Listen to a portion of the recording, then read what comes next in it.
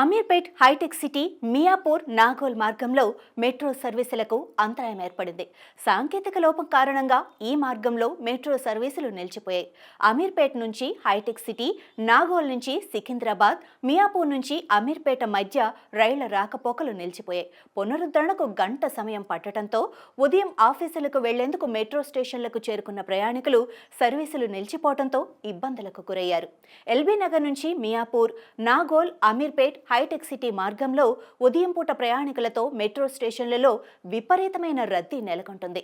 ఇలాంటి సమయంలో సాంకేతిక లోపంతో మెట్రో సర్వీసులు నిలిచిపోవడంతో ప్రయాణికులు ఒకంత అసహనం వ్యక్తం చేశారు. కాగా గతంలోనూ పలు సందర్భాల్లో మెట్రో రైళ్లు నిలిచిపోయి ప్రయాణికులు ఇబ్బందులు పడిన విషయం తెలిసిందే.